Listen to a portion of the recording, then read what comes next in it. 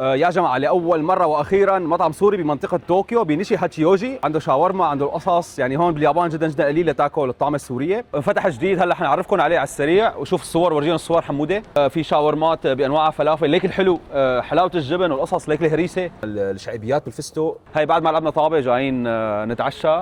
بدي فوتكم لجوا هلا بس الأطباق كلها وندوق ونعطيكم رأينا. لاحظت لكم العنوان باخر الفيديو لحتى اللي باليابان او حابين يزوروا اليابان ويجوا ياكلوا سوري، لان المطاعم السوريه جدا جدا جدا قليله، شاورما سوريه جدا هون مفقوده يعني.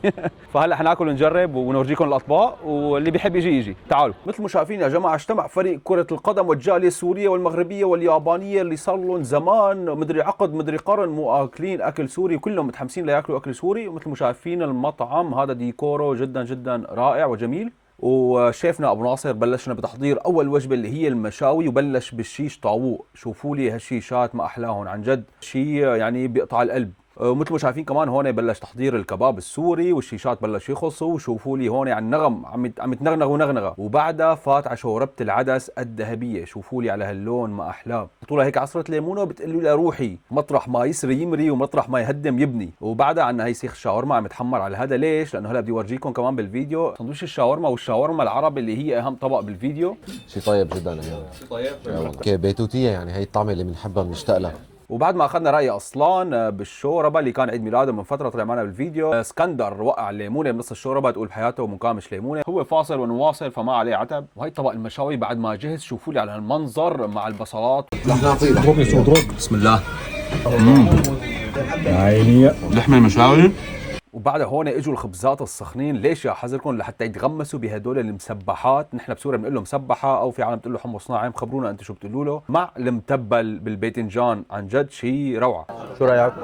والله كثير طيب على عيني، الله يعطيهم الف عافيه. في نفس طيب، والجمعه هيك بتخليك الحمد لله. احلى شاورما في العالم. وهون اخونا ياسين عم يجرب سندويش الشاورما. الله شلون؟ الله حيهم صحة. معلم بشهي مسبحة مع الشيشات، يعني كنت صراحة ما كنت متوقع لهالدرجة، بس كثير كثير طيب كثير يعني. يقطع. شو شباب، شو وضعكم؟ طيب؟ صحة. وهلا هون حطنا الجمال. شايفين هالبطاطا الذهبيه المقرمشه عم تتحضر لحتى تنزل فوق صحن الشاورما العربي مع التوم السوري. شوفوا لي على هالصحن ما احلاه. عن جد هذا باليابان قيمته ذهب، بيتكوين، فضه، اللي بدكم اياه، كل المعادن النفيسه، يعني لا يقدر بثمن. عن جد نادر نادر جدا باليابان. وعن جد فرفح لنا قلبنا هيك من الصميم. هيا يا جماعه مع المايونيز. شوف قطعة مخلل ويا بسم الله.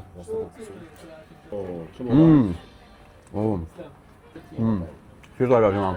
باليابان عن جد بدكم شاورما سوري بدكم تجوا لهون. هون الشباب ما صدقوني خلص تصوير وهجموا على الصحن مثل الفئران والارانب. شباب حياتهم مش شايفين شاورما طاروا.